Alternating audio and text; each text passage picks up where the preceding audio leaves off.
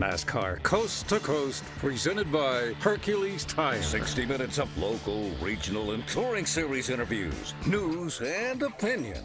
Now, here are a couple of guys who are still waiting to be knighted by the Queen of England, so they can be Sir Kyle and Sir Buddy.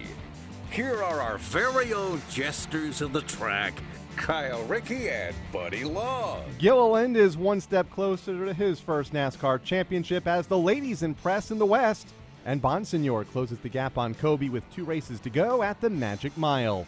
Welcome to NASCAR Coast to Coast for Wednesday, September 28th, 2016. Kyle Rickey joined once again by Buddy Long after a wonderful weekend up at the New Hampshire Motor Speedway. The weather was perfect. The infield was full.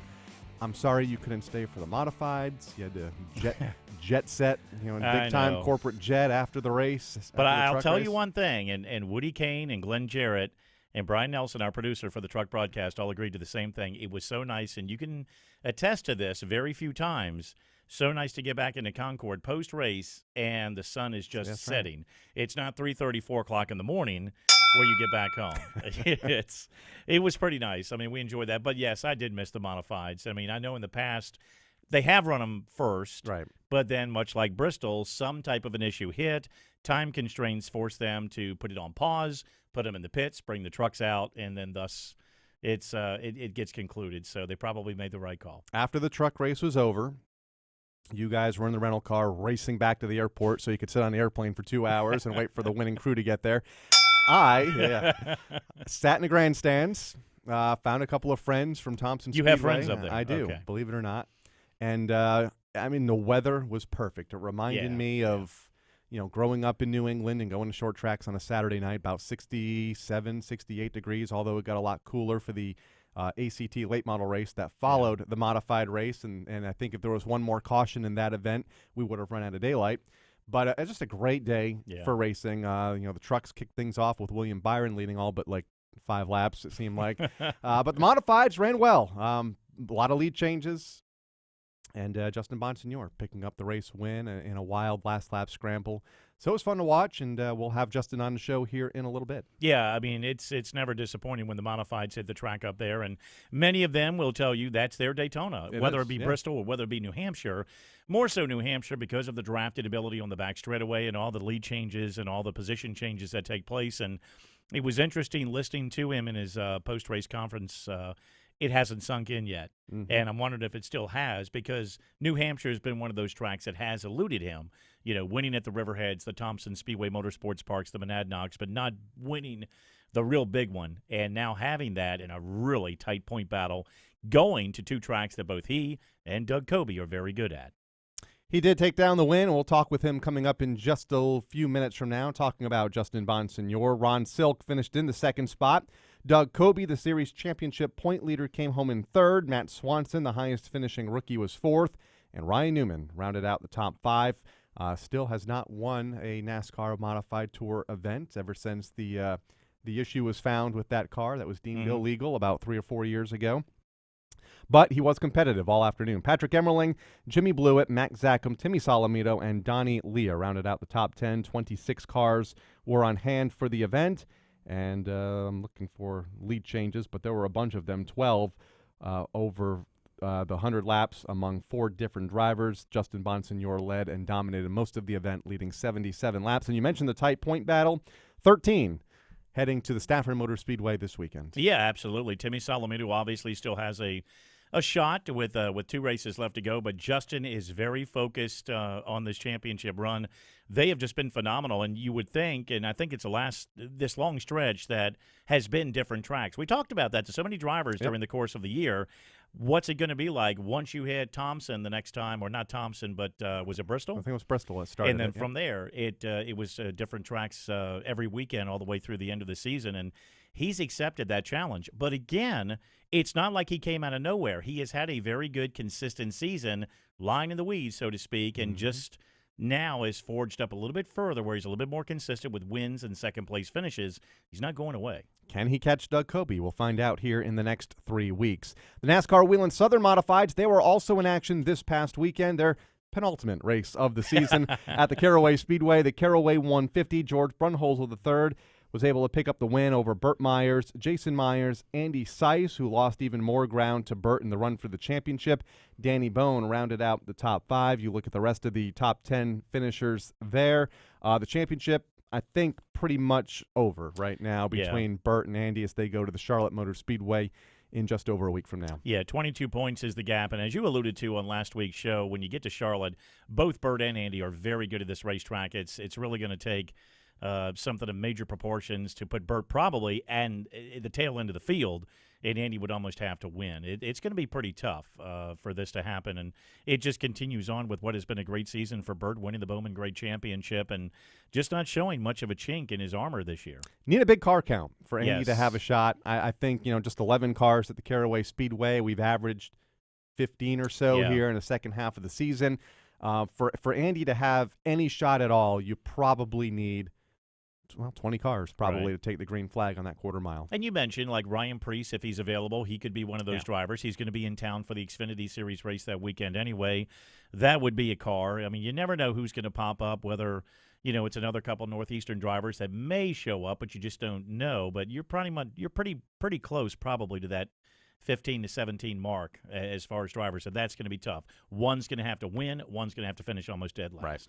So that'll happen next Thursday night, part of Pole Night here, part of Speed Weeks here in Charlotte. Also, over the weekend, the NASCAR K&N Pro Series West ran their next to last event of the season. I'll say it. Go ahead, say it. Penultimate. There we go. Todd Gilliland picked up the race win again over the ladies that did rather well. Julia Landauer finished in second, a career best. Nicole Behar, back running on the K&N Pro Series West in the second half of this season, finished in third. I think that might be a career best, or at least tying a career best. Cole Rouse and Grayson Raz rounded out the top 5. Noah Gregson, Stafford Smith, Rick DeLong the third, Chris Eggleston, last year's champion, and Blaine Perkins rounded out the top 10. The series will wrap up their season in a couple of weeks' time at the All-American Speedway in Roseville, California. Gilliland, a healthy lead. Trying to do the math here. 25. There you go, 25 points over Ryan Partridge. And again, you're going to need a big car count. Yeah. And something will have to happen to Todd early in that race for Ryan to have any shot. Those are the only two that are mathematically eligible still for the championship. Noah Gregson, Grayson Raz pretty much have locked in their spots in 4th and 5th. Julia Landauer's been the big mover here the last month or so, going from deep in the top 10 in the standings to now in the top 5. She's done a very good job. Very impressed with her. And again, Nicole Behar back on the series and having some good finishes as well. Meanwhile, the K&N East will wrap up this weekend, and they have a very similar situation. We do know what the car count is going to be there this weekend, which is roughly 27. Yep. Some of the heavyweights from on the western side are going to be there, as well as some other drivers that we haven't seen, like a Chase Dowling. He's going to be in the Marsh Racing number 31 car. But Justin Haley's been so consistent all season long. He does so well on the road courses because he does some road course racing with another program. He's going to be a tough nut to crack. Kyle Benjamin's doing everything he can. He's right there in the thick of the battle each and every week. It's just going to be tough to overcome that. What surprised me, and we're looking at the championship standings now, Justin Haley, the point leader, 29 back to Kyle Benjamin, both very consistent. I was not expecting the gap when doing the math, back to third. Tyler Dipple over 100 points out, 101. Noah Gregson, again, a fairly consistent year. Had to miss an event at the Iowa Speedway and race for West points during that combination event. Finish currently in 4th in points. Hunter Bays rounding out the top 5. You take a look at the rest of the top 10 there. But you're right. Justin Haley would have to have an issue lap 1, lap 2 of that event for anybody to have a shot, or for Kyle to have a shot at the championship. It didn't help when you had 15 cars in New Jersey. And I'm not knocking the car count, but again, you've got to have a solid 20 to 25 car field. And yet 27 coming up this weekend at Dover. You've got drivers we mentioned, Chase Dowling, he's going to be making his debut. Brandon McReynolds will be back. Jesse Little's going to be running. Also, Chad Finley's going to be in David Calabrese's car. Yep. Riley Herbst is actually going to be coming over from the West and running. So those are all drivers that Kyle needs to hopefully help him out. But, I mean, if Justin qualifies well and keeps his nose clean, it's going to be very tough. Absolutely. That race is going to take place on Friday afternoon after, I believe, Sprint Cup qualifying at the Dover International Speedway at the Monster Mile. A lot of short tracks wrapped up their championships this past weekend. We'll talk about them coming up in a little bit. Colorado National Speedway, Seekonk Speedway, the Las Vegas Bullring, Southern National Motorsports Park, Evergreen, and Sunset Speedway. up in Canada all wrapped up their 2016 seasons and crowned champions. We'll tell you about who they are later in the show. But when we come back, we'll talk modified racing. Go back up to the Northeast and talk with the New Hampshire race winner. Justin Bonsignore joins us after the break. NASCAR Coast to Coast will be right back on MRN.com.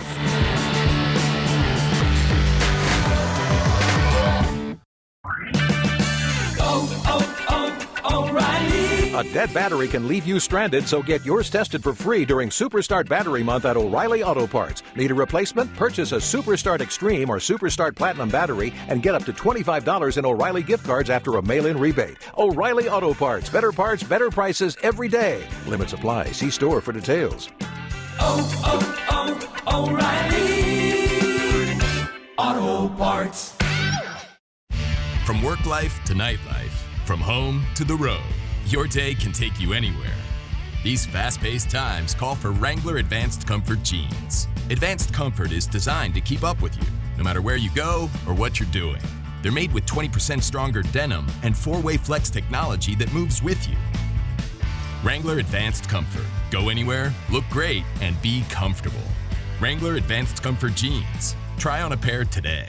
When the smoke settles, the entertainment never stops. You know, it's everybody just trying to say my last name. They just don't finish it. On race weekends, your favorite NASCAR personality is an everyday superhero. And here comes Dale Earnhardt Jr. But when they leave the racetrack, they're just like everyone else. For the most part, our hearts were wagon makers. I'm Susie Armstrong. Join me on a daily journey as we discuss the hot topics and engaging personalities of NASCAR Nation. Ned Jarrett's World of Racing, weekdays on the Motor Racing Network.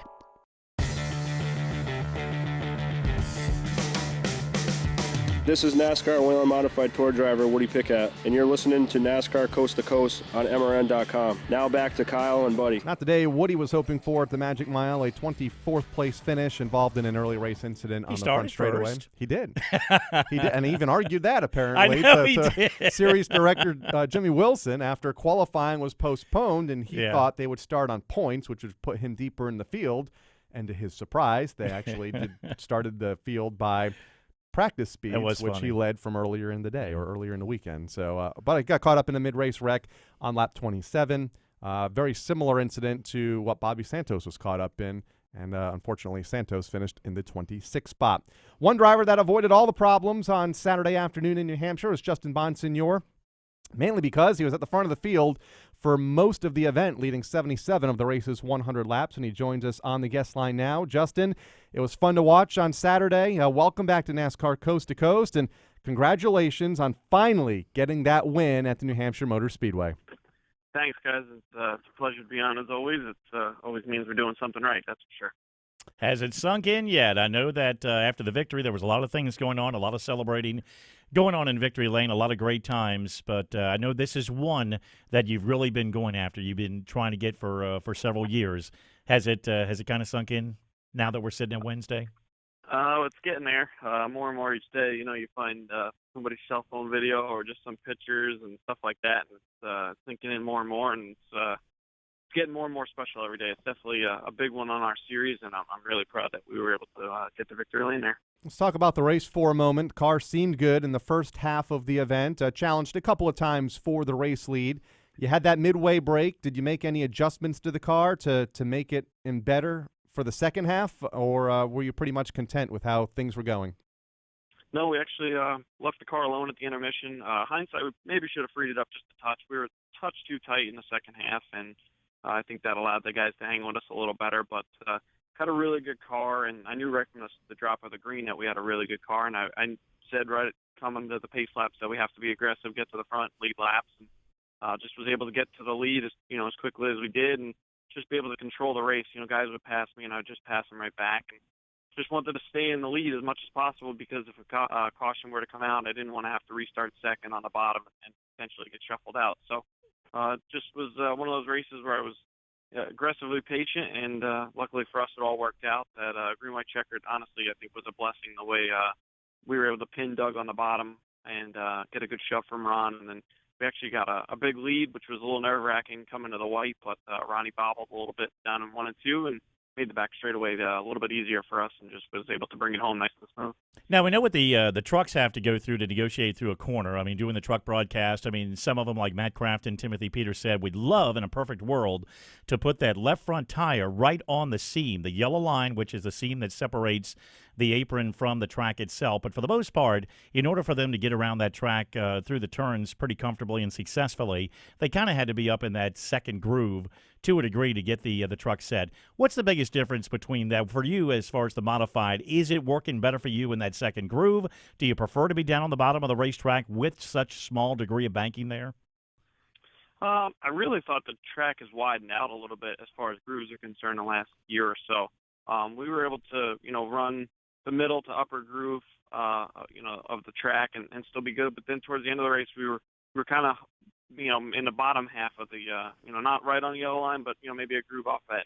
The track was really good, I thought, all the way through. So I don't know if it's just something that's changed with the track aging or if the tires have just gotten a little different or a little better. But I feel like the track has widened out. You mentioned the bobble by Ronnie and the restart with 2 to go and Doug's position on the racetrack.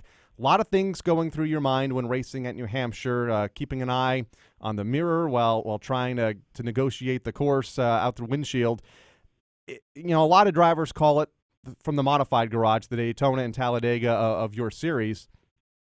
A lot of the Cup drivers tell me that Daytona and Talladega very mentally draining. Is New Hampshire mentally draining for you guys compared to what you're used to? Doubt.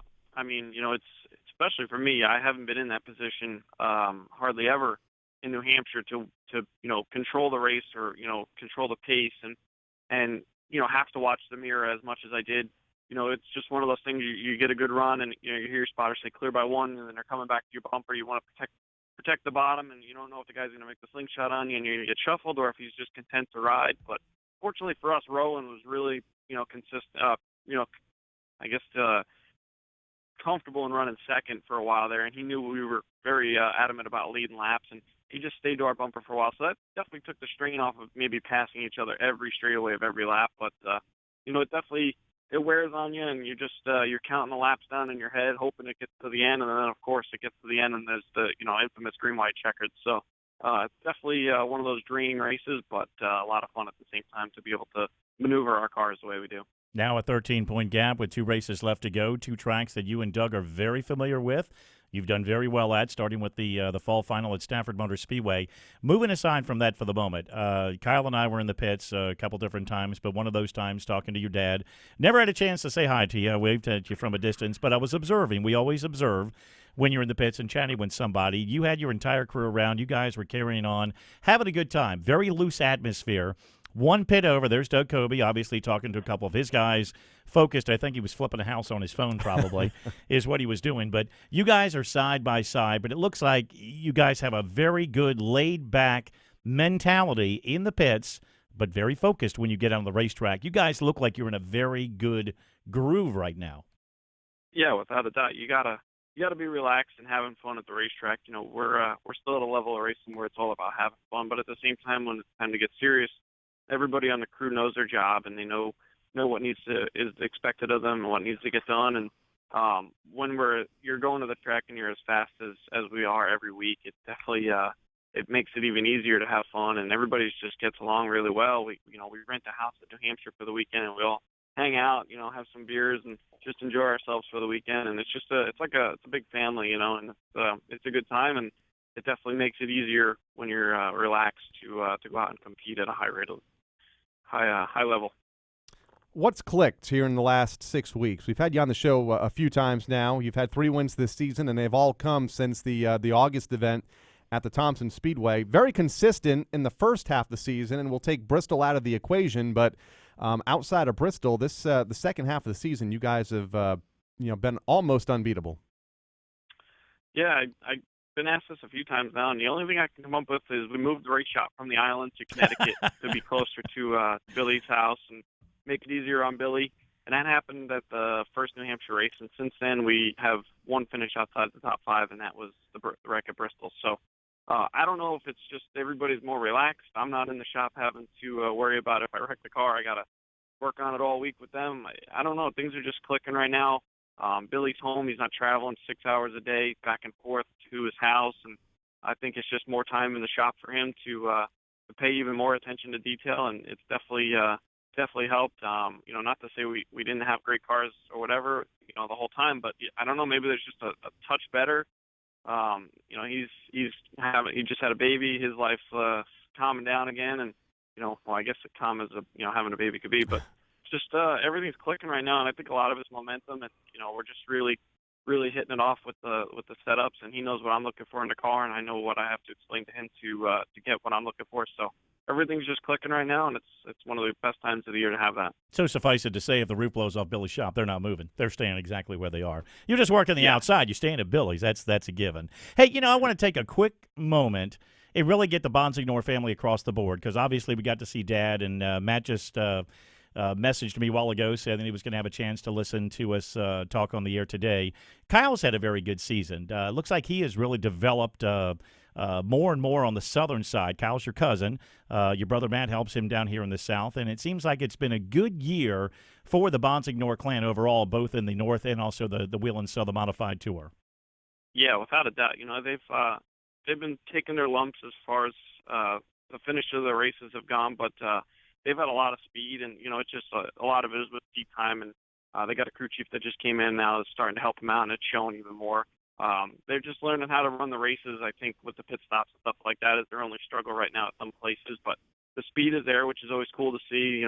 We keep up with each other's racing and try and make sure I follow every update or any video I can of what Kyle's got going on. And I was able to go to South Boston on our off week and be at the race with them and have a good time, like old times with the go-karts. And they ran really good there, which was a lot of fun. I actually got the spot for Kyle, and I don't know if it helped or not, but I had a good time up in the spotter stand watching them, and we almost won the race. We were about 5 laps short, but it's cool to see them having a lot of success. They haven't raced much over the last few years with either the super late model and part-time with the modified, but now they're racing every week, it seems, and they're clicking more and more each week, and I think next year they'll definitely be a championship contender down south. So it's really cool to see. Happy for my whole family. Hope to see him just over a week from now at the Charlotte Motor Speedway, the Southern Modified finale. Well, Justin said he's coming too. Is he? Yeah, he's going to come race. The 51 team is coming to race Charlotte too. Justin said he was.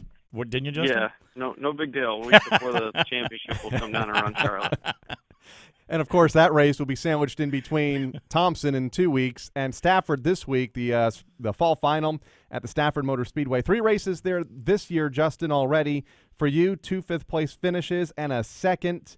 Good numbers, but, are they good enough to contend for this title? I know we got to see where Doug finishes, but you almost need to win on Sunday afternoon to really, to be right there within striking distance come Thompson. Without a doubt. We've been decent at Stafford this year, but nowhere near the 2 speed. Our only time we beat him was when he ran out of fuel. So we are going there with a totally different package than we've ever run before. It's a risk, but we know we're in a position right now where we have to do something to try and gain some speed at Stafford to outrun them. We're not going to be able to beat them for the championship if we don't beat them this weekend. So we are going there to win. There's no points racing yet. We can't the only points racing we can do is go out and get max points to try and catch them. 13's not a lot on one hand, but it is on the other. So we know we have to go into this weekend, lead the most laps, and win the race, and hopefully get within striking distance to race some heads up at Thompson. Thompson, I know we can do that. Stafford, we have a little work to do. We're going for the gusto this weekend. Kyle and I talked about it at the top of the show when we were alluding to how the modified pits were set up. Obviously, your guys' rig was setting first, then Doug's, then Timmy Solomito's, and on down the line. And Doug was right there. Do you guys chat much at all? Have any opportunity to chat any since you're so close together? I mean, whether it be about the weather or sports or anything else at all. Do you chat any at all? Yeah, I mean, like I said, this level of racing we're at, it's still supposed to be fun, and but everybody gets along till we get up there on the racetrack, and then usually we try to leave it all on the track. But it's we chat a little bit. Our crew chief Billy and Phil, their crew chief. We all bust chops back and forth and try to have a good time, even though we're in the heat of a battle. And Doug and I have a pretty good relationship, so we chat as well. Either if it's, like I said, busting each other's chops or just talking about different things. But there is conversation, and But at the end of the day, I want to beat him and he wants to beat us, and we are fierce competitors. But you got to keep it friendly off the track because none of us are getting rich doing this, so you gotta try and have fun with it. It's going to be fun to watch on the track these next 2 weeks at the Stafford Motor Speedway this coming weekend, and then in 2 weeks' time at the Thompson Speedway Motorsports Park for the World Series of Speedway Racing, where the champion will be crowned for this year's NASCAR Wheel and Modified Tour. Justin, congratulations on the win at New Hampshire on Saturday afternoon. Another fun race to watch for the Modifieds up there, and best of luck to you this weekend at Stafford. Thanks, guys. I appreciate it, and hopefully we can come back on before the season ends. There we go. Look forward to it. Justin Bonsignore, the winner of the FW Web 100 at the New Hampshire Motor Speedway on Saturday afternoon, and I still wish you could have sat in the grandstands with me. I do, too. You're going to rub that in all the way till we get to Vegas this weekend, aren't you? Yeah. No, it was perfect because it was the beginning of fall. Thursday was the first day of fall. In Charlotte, you'd never know it because it's still in the 80s. It's above average, and it's a little still warm and humid. So it was so nice to get up into New England. You felt the fall bite in the air, and I think, what was it, Saturday or Sunday? I think it was Sunday morning because we were already gone. The low temperature was like 36, 39 degrees already. Or something. Yeah. So, yeah, fantastic. I'm ready for it. I like it. So you mentioned Vegas this weekend. The Las Vegas Motor Speedway Bullring wrapped up their championship.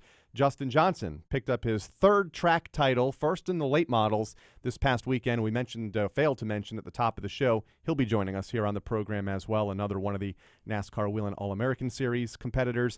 I wish their championship was determined, say this Friday night, or I guess Friday night, in combination with the truck race, but I know that would be a logistical nightmare for the staff there to have an event at the short track and the big track on the same weekend.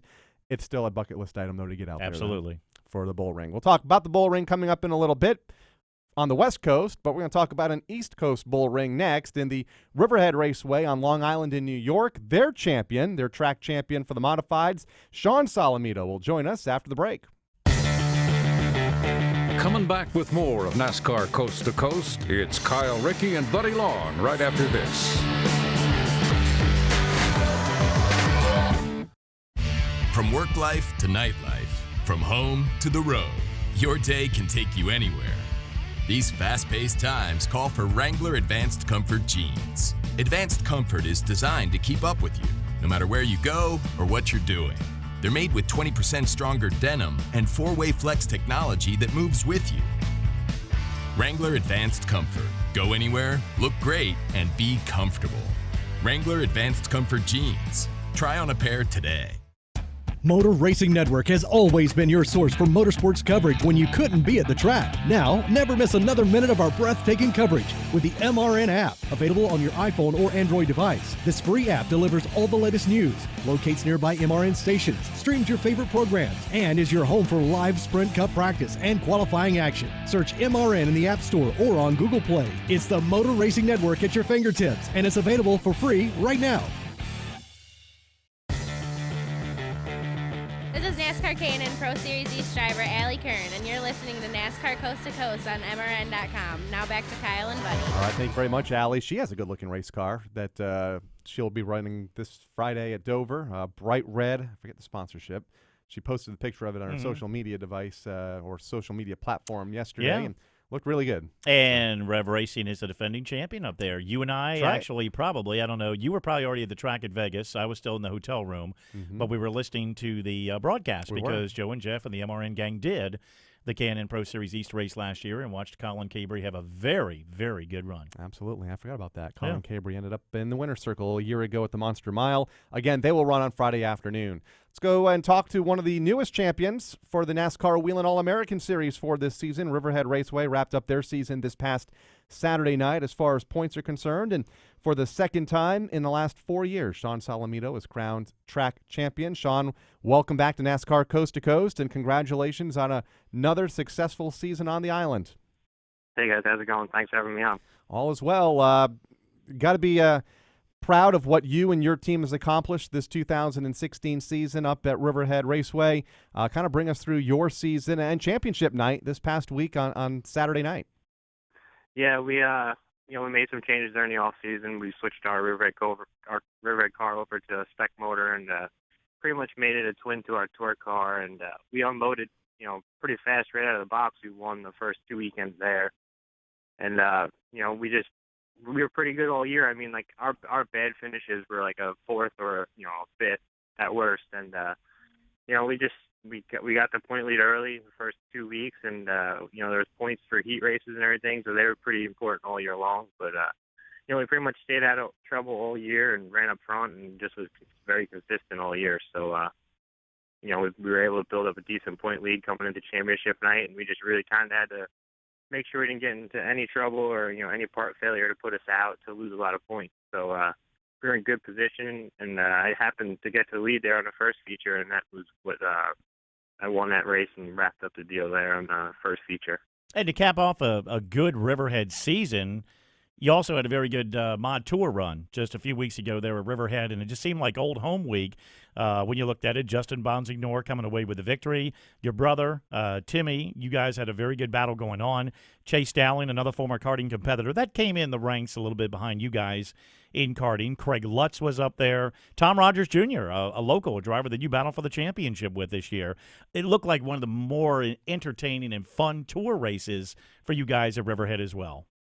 Yeah, definitely. We unloaded our tour car. We were pretty good right off the trailer. I think we were like second or third fastest in practice, and I was able to get my first pole there too at the Riverhead Tour race. And we were riding in the beginning. We were just a little too tight, and I took my beatings there. I fell back I think to like fifth or sixth at one point, but I was able to make my way back to second and put some pressure on Justin there. It was just one too many cautions for us. I needed to have long green flag runs in order for our car to come back in, but it was my best tour finish, like you said. We finished third, and it was good to battle my little brother, up front. It was the first time that we've actually really raced together up front pretty hard there, and coming to the green next to him was pretty awesome. So it was a good weekend for us. Just proved that we can do it. We just need more track time at these other tracks, and hopefully we'll be a front runner soon. 5 wins this season at Riverhead, won the championship by 56 points over Dave Brigatti. You mentioned those first 2 wins to open up the season. How important was that to kind of build that momentum early and maybe even that little bit of a cushion going into the summer months? Oh, yeah, absolutely. Anytime you can get a win, it's awesome. But to start the year off with 2 wins was something that I never even thought of doing. So usually to win 1 race a year at Riverhead is good because the competition's pretty good. So to win 5 races on in 1 year, it was like a dream year for me. I've never won more than 2 races in a year there at Riverhead. So to win 5 just goes to show, we were pretty strong all year long, and can't thank Wayne Anderson and Joey Anderson enough for giving me, great equipment all summer long. That Fame 75 finding its way back into the championship victory circle, and so many wins this year. I mean, that's part of our heritage in following modified racing, much like with the Bill Park car when Bill still was an owner. And that's part of the history, to me, of Riverhead Raceway. Another part of that history transitioned this year. The Cromarty family exited out after many fine years of running the track on Long Island. Ed Partridge took over. We knew there were a lot of things in store for the track that Ed had in mind. Can you take us through some of the transitions that you guys went through as competitors this year and how Riverhead may have changed or even improved a little bit more from the past? Yeah, definitely. Eddie Partridge and Connie Partridge and Tom Gatt, all of them did a great job. They upgraded the facility a lot. They made it a lot more fan friendly, and they upgraded the concession stands, the gift shops. Anything that anybody complained about, they upgraded the bathrooms. They did a ton of work to the place. Obviously, they couldn't do everything they wanted to because race season was upon us, but they made the place a lot better. And then they brought in Scott Tapley, the race director, and he's probably the best race director out there right now, and he calls a very good race. He gives everybody a fair shake, and even if the calls aren't going to go your way, but they're the same for everybody. So racing our event this year was definitely a lot of fun, and I actually look forward to going there every Saturday. And like I said, Eddie and Connie definitely brought in the right race director because the racing was getting a little crazy there for a while, but Scott definitely flipped it back around and made it a lot more fun to go there every Saturday night. How does this title stack up to your first a couple of years ago? It's actually totally different. Like when I won in 2012, I did it on my own money, my own car, family, my family was involved a lot. But, winning a championship for Wayne and Joette Anderson is awesome because, Wayne's a legend as it is. He won a ton of championships, tour championships and everything. And all winter, all he kept saying to me is, I want to win a championship as a car owner. That's all I care about. And I'm just, honored to be the driver that got to give that to him because that's really all he kept talking about was that championship. So, it's totally different. They're both very enjoyable, and, this one really hasn't sunk in yet because we're still racing. We got 2 more races to go. So, it's awesome. It's awesome to do it for Wayne, and, especially East Court Feed, too. They're a sponsor. They've been sponsoring race cars for 17 years now, and this is their first championship as a sponsor, too. So, all in all, it was a great year for everybody on our team. 21st in the Wheel of Modified points, but you just hit the nail on the head. Obviously, by running for a Riverhead title, that prevented you from running the full schedule. You've run 10 of the 15 races so far this year and done a good job, and you have 2 races left to go. Missing out on Oswego, Seekonk, Bristol, some of the events, but a very good balancing act. Is there anything now that your Riverhead season is done that you see moving forward, or have there been any discussions with Wayne with regards to, okay, we got this championship, are you looking at maybe teetering over to the tour full-time, or maybe staying on the same course and path that you have right now? We really haven't talked about next year yet. We're just trying to get through this year. I'd like to venture back to the tour now, knowing what we know, and having another half a year, I guess you could say, under my belt. I feel like we've made leaps and bounds this year on the tour when we did run. We've been running in top 7 or 8 all race long. We just need to get the finishes that we deserve. We've been up front. We just seem to miss at the end, or like even Loudon this weekend. We changed the whole entire car Saturday morning. Was running 7th or 8th pretty much the whole race. I broke a transmission on a restart. So it's just like, we run good and we just can't seem to finish it out. So I'd like to run the tour next year full time and do the Riverhead stuff when it doesn't conflict. But, ultimately it's up to Wayne and Eastport Feeds what they want to do. But either way is fine with me. As long as I'm racing, I'm happy. Yeah, speaking of the modified tour, 2 races to go at Stafford and Thompson. Will we see you at either of those here in the next month or so? Yeah, definitely. We'll be there. We're getting the car ready for Stafford this weekend. As long as the weather holds out, we'll be there. And as long as nothing crazy happens to the car, damage-wise, we should be at Thompson for the icebreaker. Feel like it's a Riverhead reunion, even though we weren't talking to Justin about Riverhead earlier when he won the New Hampshire race. But, getting back to Riverhead and talking about the tradition of families, so rich in tradition, the Cromartys, as we mentioned, now the Partridge family is, and I didn't mean it that way, people that remember the Partridge Family show. I'm surprised Craig hadn't queued up the Partridge Family music here.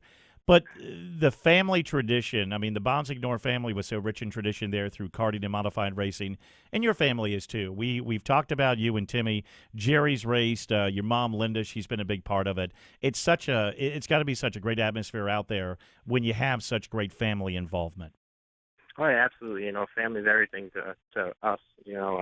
We all want to see each other do the best that we can, and we all, cheer each other on. And even though we're competitors against each other, we still want each other to win races if the other one can't. So, we talk during the week. We text during the week about, what we tried or what we didn't do for driving-wise to see if we can help each other out. And ultimately, at the end of the day, we want to see each other succeed. And, my little brother Timmy's had a great year all summer long with the Flamingo Gang. He's won 4 tour races so far this year, and he looks like he doesn't have a shot at the championship, but it's not over till it's over. But he's had a great year with them guys, and it's awesome that he's back with them guys for next year. I'm excited for him, and like you said, family's everything. At the end of the day, that's who's there for you. So we've been doing it forever that way, and we plan on keep going. And speaking of family, I understand you have a little good luck charm that sits in your seat prior to each race that I don't think you had 4 years ago when you won that first championship. Yeah, Landon. He's my son. He's my world. He means everything to me.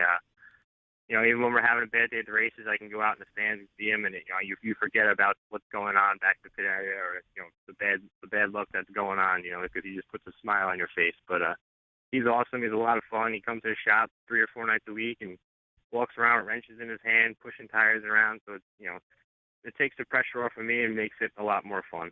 I got a challenge for you. One challenge, and I don't know if you're up for it because I wouldn't do it. I've seen it. Kyle's seen it. But one of the competitors that you go up against on the tour sometimes and also at Riverhead Weekly is Tom Rogers Jr., and Kyle kind of knows where I'm going with this. Tom has been very successful in winning a weekly show in modifieds, but also getting a figure 8 car. Any designs on maybe, let me go try a figure 8 one night? Have you tried a figure 8 or had the desire to even do it? Because that's one of the few places that still do figure 8 races. Yeah, I've never had an opportunity to do a figure 8. I mean, it definitely definitely never really sat there and thought about it. I mean, it's definitely different and a little crazy there crossing the X with other cars around you, but I wouldn't be opposed to not trying it. It's just, I haven't had an opportunity to do it, but Tommy's definitely very good at what he does, and he's definitely one of the better drivers at Riverhead, that's for sure. One of many divisions that race there on a weekly basis, or at least a part-time basis. I don't think they do figure eights every week, but a majority of the weeks on Saturday nights. Shawn, again, congratulations on the championship. Hope to see you up at the Stafford Motor Speedway or Thompson Speedway Motorsports Park in the next couple of weeks, and congratulations on your title once again at Riverhead. I appreciate it, guys. Thanks for having me on. Shawn Solomito joining us, picking up another championship, and Christy, his wife, kind of informed me, ask him about Landon, his son, because apparently that's the good luck charm. He sits in the seat, he goes out and does well. So, well, that's good. That's good. Another great family, tremendous family in our sport, for sure. Absolutely. When we come back, we go to the West Coast and talk about another bull ring, the Las Vegas Bull Ring at the Las Vegas Motor Speedway, and the series' newest divisional champion, in Justin Johnson. NASCAR Coast to Coast will be right back on MRN.com.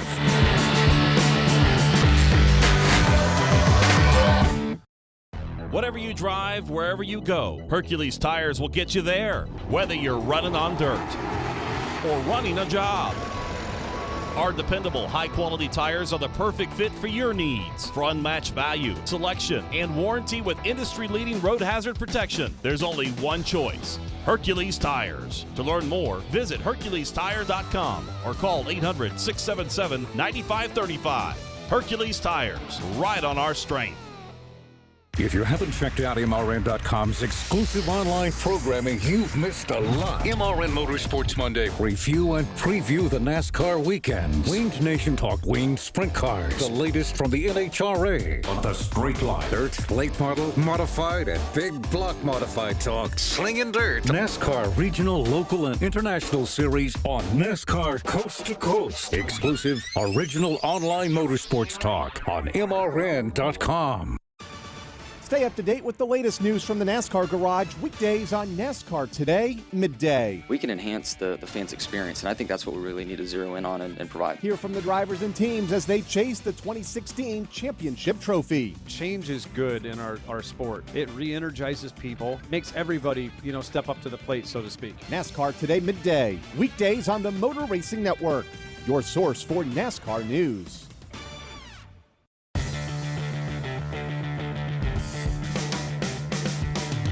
Hey everyone, this is NASCAR modified driver Keith Rocco, and you're listening to NASCAR Coast to Coast on MRN.com. Now back to Kyle and Buddy. All right, thank you very much, Keith. Just falling a bit short from another national championship. We found that out a week ago. 6 points was it? 5. 5 points between himself and Matt Bullring, the national champion for this season. 5. 5 points. All right. 6. I'm sorry, it was 6. Is it 5 or 6? Was 6. It's 6. All right, moving on. Justin Johnson joins us now here on the guest line, the champion in the late model stock. So the Las Vegas Motor Speedway Bullring picked up his first super late model win. Let me try that again. 6th super late model win this past weekend. We are all out of sorts right now, and he joins us on the guest line. Justin, congratulations on the super late model championship and on your 6th win to clinch the championship this past Saturday night. Hey, thanks a lot, guys, and appreciate you for having me on. Talk about this championship run. Obviously, it came down to you and Scott Gaffarini, who's won so many track championships there over the years. How was the summer months, and especially the second half of the season for you in running for the championship with him? So about 10 years ago, I lost the championship to Scott Gaffarini by 1 point. Oh. So going into this year, 10 years later, my main mission was to redeem myself from that 1 point loss. And so I got a great car behind me and motor builder, and the car stayed together all year. And the summer months, the car never changed. We usually in the summer months, the car, we lose the handling a little bit, but it was there for us the whole time. And, a lot of great support behind me for helping me out over this whole year, and it made it all possible. And the one thing I'm impressed about with the Bullring of many things is that on any given night, you can find some other heavyweights that may not run on a weekly basis that show up. And I think this past weekend, Jay Beasley, a former champion, he's been back and doing a little bit of late model racing there. On occasion, yes, Noah Gregson, when his schedule does allow, you'll see him there. You might see some of the drivers from also in other tracks in the West that don't call the Bullring their home track, but they'll shoot in there, and you've got a lot of heavyweights in addition to your weekly crowd to deal with. Yes, sir. That was one of the cool things going into this year was knowing that, the type of people that I was going to be racing against and great drivers. And, there's a lot of drivers that had some learning to do over the years, and they have bettered themselves, and they became good, stiff competition for me this year. So it's been it was a great year. It was a good year for me to redeem myself. And, that's one of the things going into it was I wanted to make sure if I was going to go run for a championship, it was going to be against some great drivers. I didn't want to just go out there and run, against some of the drivers that haven't had a lot of experience. So they get a lot of experience and became good, stiff competition for us, and I enjoyed it. You've been racing at the Bullring for seems like most of your life. You were the 2000 champion there and the Bandolero Outlaws. 2008, you picked up the track championship in the Thunder Cars. What does this championship mean to you coming in the track's premier division? Yeah, I've been racing the super late models for about 8 to 9 years now. So almost a 10-year stint in super late models.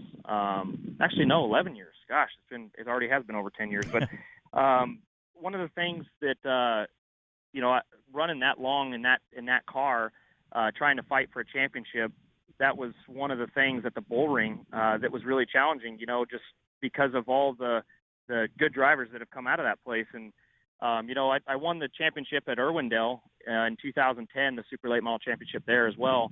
And, that was, I think, one of the hardest things to do there because of the competition that was at Irwindale, so this year running for the championship with knowing that Scott Gaffarini has raked up so many championships over the years and, obviously knowing his capability from years past was pretty cool.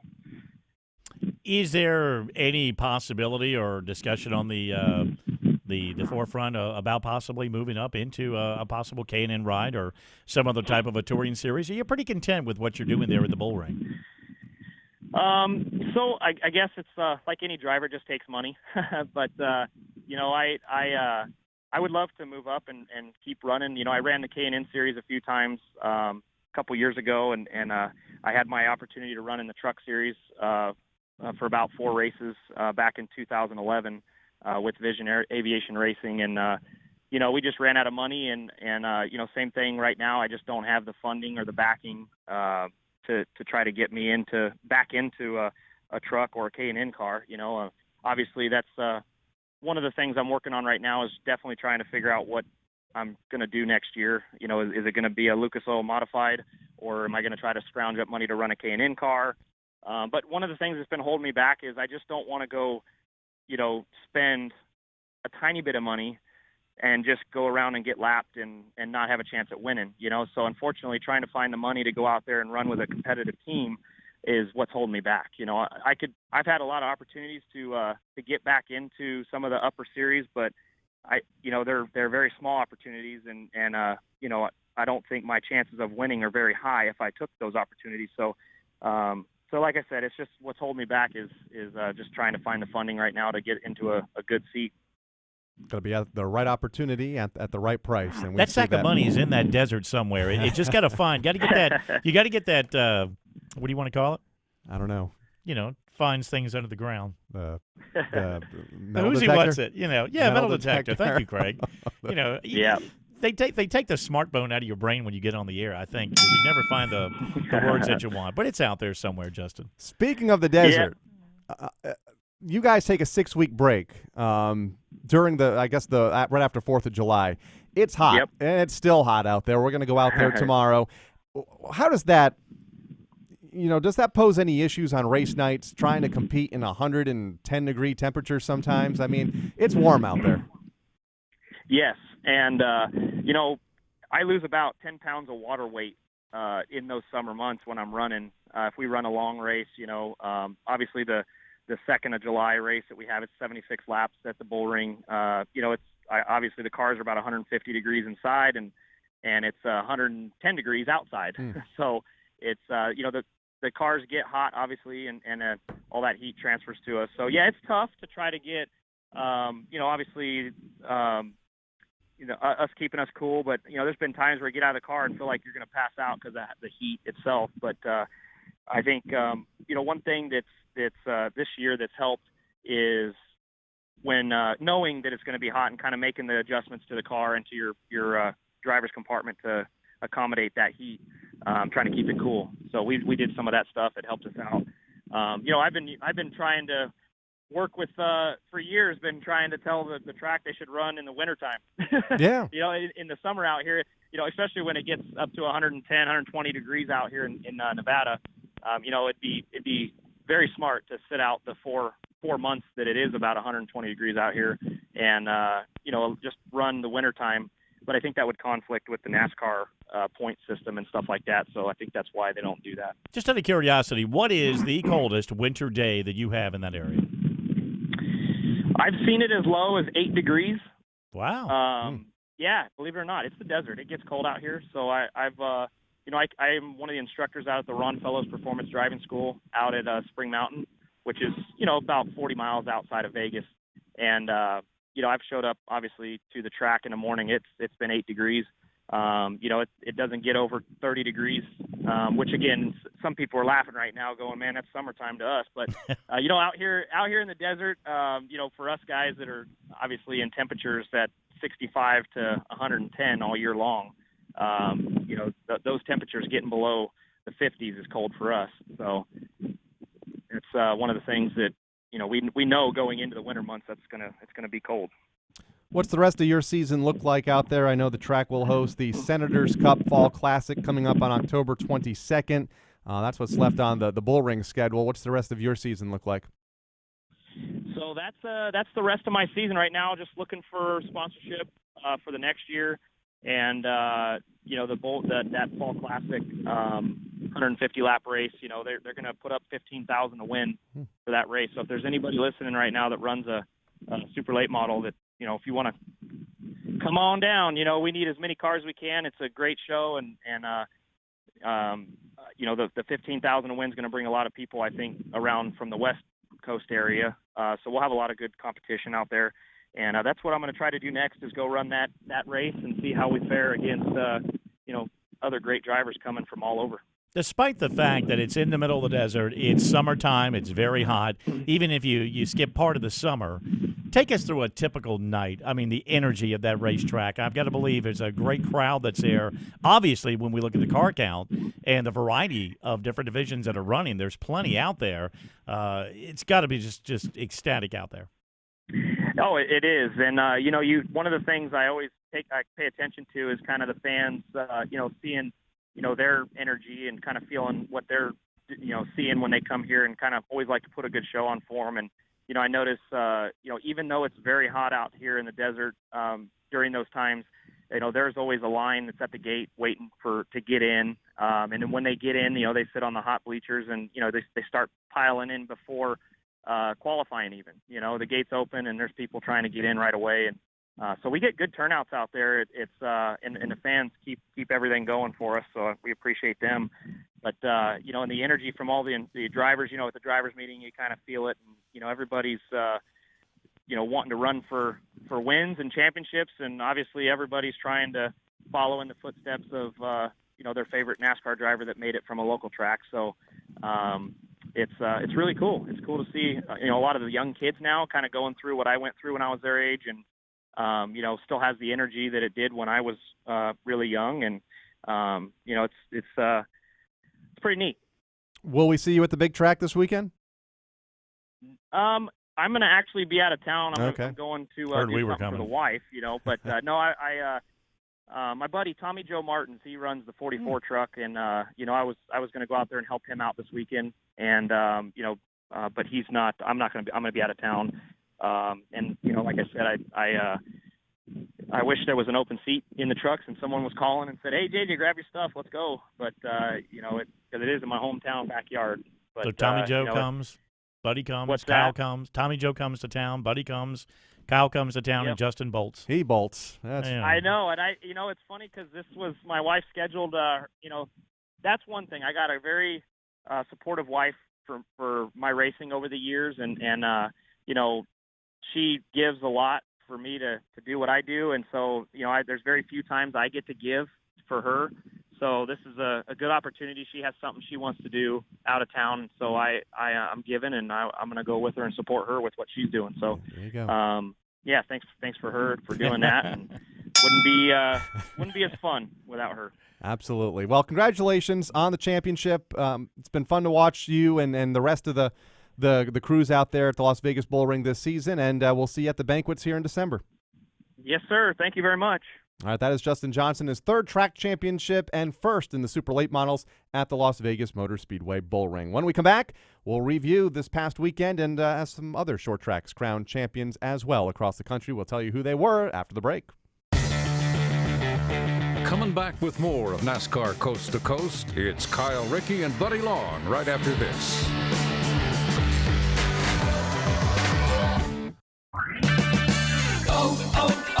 O'Reilly. A dead battery can leave you stranded, so get yours tested for free during Superstart Battery Month at O'Reilly Auto Parts. Need a replacement? Purchase a Superstart Extreme or Superstart Platinum battery and get up to $25 in O'Reilly gift cards after a mail-in rebate. O'Reilly Auto Parts. Better parts, better prices every day. Limits apply. See store for details.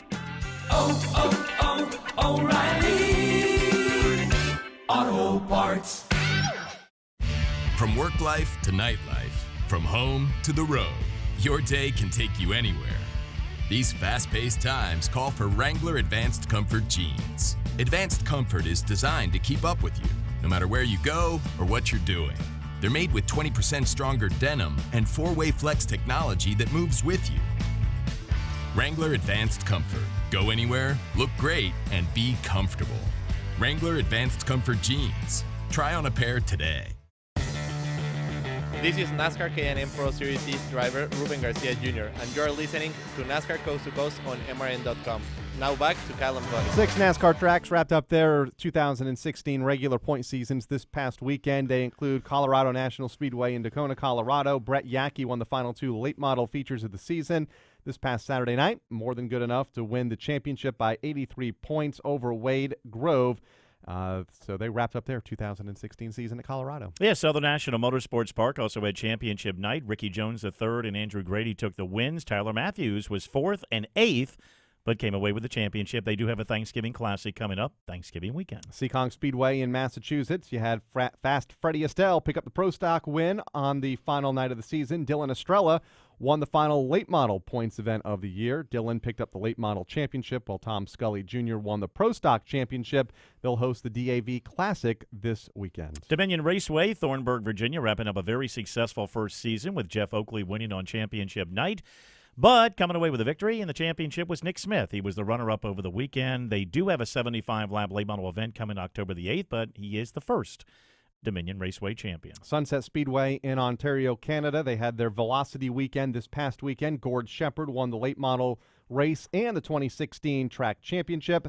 Matt Bentley won the Superstocks and also picked up that track title.